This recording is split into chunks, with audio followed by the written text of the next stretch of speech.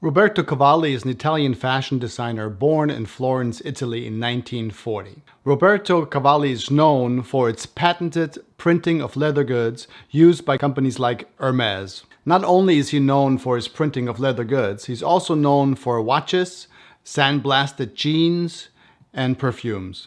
In this video, what I'll have for you is 4 fragrances from the Uomo line, Roberto Cavalli Uomo. Stay tuned, let's smell those together. Currently, there are more than 50 fragrances in the lineup for the Roberto Cavalli fragrance line. Some of the perfumers that worked on these fragrances are Nathalie Larson, Alberto Morillas, you have the Allways, Pachou, Polge, and Cresp, Jacques Cavalier. That's just a few of them, there's many more, but that's quite an impressive lineup for the fragrances. Which brings us to the first one that I have from 2016. It's Roberto Cavalli Uomo, the original. It's a black bottle, has a beautiful sort of crest, and then it's Roberto Cavalli in gold lettering right on the bottom here. And the bottle itself, it's actually a 60 milliliter bottle right here, and it's actually quite heavy. When I take the top off, however, there's a little knocking in the top. I'm not sure, it must be the weight that's in the top to give it a little extra. All the other ones don't really do that. Quite beautiful bottle. It is solid black. If you hold it up into the light, you can see the juice in it, so it's not completely opaque. The first time that I smelled this one, I was actually pleasantly surprised. I didn't know what to expect from this one. You know, they were at the stores for a little while, like the TK Maxx's and TJ Maxx's and stuff like that. You could find some of these. So I never really picked one up. I'm not sure why I didn't feel like I wanted them. But then recently I picked up some and I actually really like them. Don't go running out now and trying to get them at these stores because they're no longer there. And some of them are actually quite hard to find. Cavalli Uomo starts with a lovely dose of violet and honey. Now I'm not sure, and it's also a little powdery in my opinion. For sure. There's also some tonka bean in the base right here, and there's also some patchouli. Combined, they probably also kind of make it feel really familiar. It's a unisex fragrance with leaning slightly to the masculine side, but I do think anybody could wear this one. I would wear this one in the cool weather days, fall and winter. I don't think I would wear this one in the summer. It is quite dense and it is quite heavy.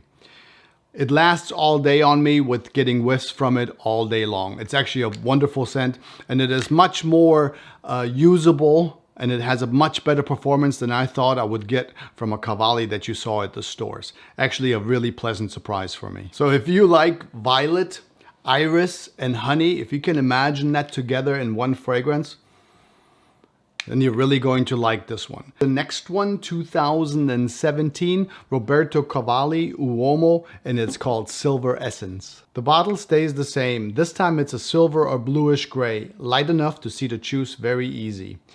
I believe Christophe Renaud, the perfumer of this one and the original, I'm pretty sure is the perfumer of all of them, including the newest one from 2021. It's a golden anniversary that he co-created with Philippine Courtier. I don't have that one yet. It's something for me to look forward to. This one is very similar to the original. You will definitely smell the remnants of this one in here. You know, the scent profile is still in the silver essence. However, this one is a little bit lighter. They lightened it up with some ginger and cardamom, so it's a lighter approach to the original. It's a little bit more wearable for me through maybe late summer, early fall.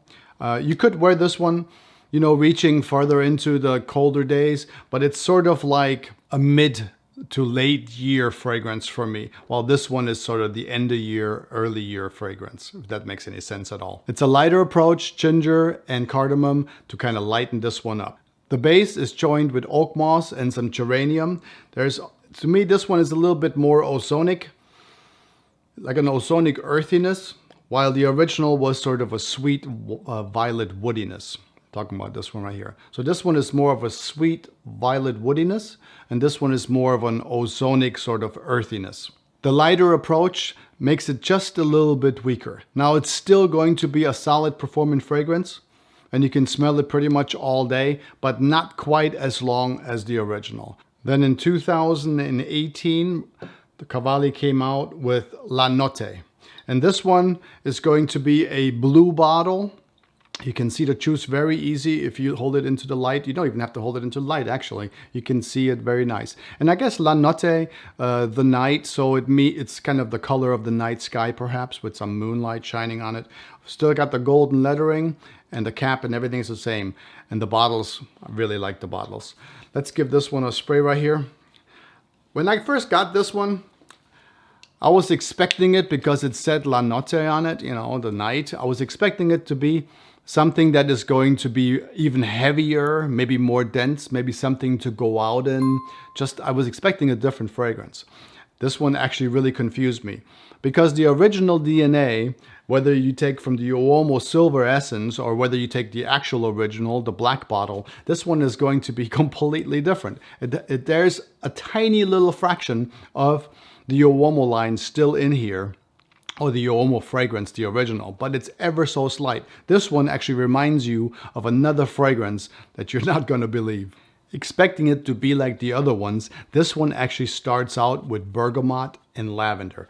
A much lighter approach. You're also going to have some pepper and you're going to have some leather in here. When I first wore this one, I sprayed it on in the morning and I ran out of the house and I went to work. And all day long, I'm expecting to have sort of the scent profile of Cavalli's Uomo hitting me all day. But I kept thinking, I don't smell it. I smell a different fragrance. Did I grab the wrong bottle? Was I asleep this morning when I sprayed this one on? This one will actually remind you of Carolina Herrera's C.H. Men, the Privé.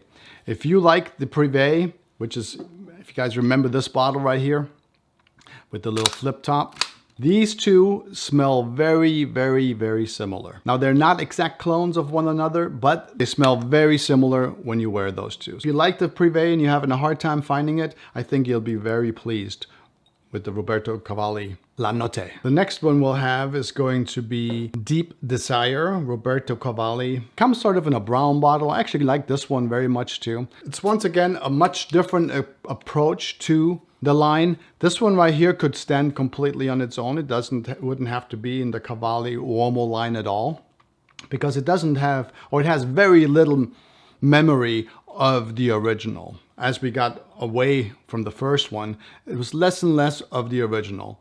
This one is probably the most contemporary scent out of all of these. It has a note in it called Kashmiran or Kashmir. Cashmere is a synthetic note. It has sort of a little bit of a woody nuance. This one is going to be the most contemporary one out of the lineup, at least to my nose. You're going to have some mandarin orange, and you're also going to have some tuberose, and of course the note of Kashmiran. And it also has a hint of cinnamon in this fragrance, which is kind of interesting since it is a brown bottle, I guess. It looks kind of like it would have cinnamon in it, doesn't it? The original, like I said, is very, very barely in the background. What I get in this one is maybe a slight hint of Azzaro Wanted, but ever so slight. But it does, when I smell it, it does kind of remind me of it a little bit, which is actually quite nice. Deep Desire is the most mainstream one out of all of those. You can wear this one all year long without a problem. Definitely worth the look. Now, strangely enough, out of all of these, the easiest one to find is going to be the original. This one is a very good price online and it's always readily available. While the other ones, you know, the Silver Essence or the La Notte or the Deep Desire, they're not that easy to find. You gotta kind of keep looking for them online. They will pop up every now and then, and definitely I think it's worth checking them out. They are going to be a little bit more though than the original, the black bottle. Personally, the original one is my favorite since it has sort of a unique DNA, and I think it probably smells most like something Roberto Cavalli, since it is his first one in the Uomo line. It's probably going to be more something that he thought would be his taste, which is quite unique, and I like it. Very, very nice scent. Now, there's a new one out there. It's a golden one. I don't have it yet. It's a special edition. And the golden one is going to have some gurjun balsam. There is some woody resins combined with leather and violet notes. Sounds very nice. I don't have that one. I'm keeping my eyes out for it. I can't wait to get it. Everybody that has it, the golden one, says it's absolutely exquisite. But let me know, do you have that new one already? What do you think of the Roberto Cavalli Uomo line? Do you have any of them? Do you like them? or you're like, nah, I can try something else. Let me know in the comments. I'd love to hear from you. I'm glad that you were here. I hope I gave you something, and I hope you enjoyed it. I hope it was of use to you. If it was, don't forget to leave a love, like, share, all those wonderful things. I want to thank you in advance. Until next time, I want you to take good care of yourself. Always smell nice, and I will talk to you soon.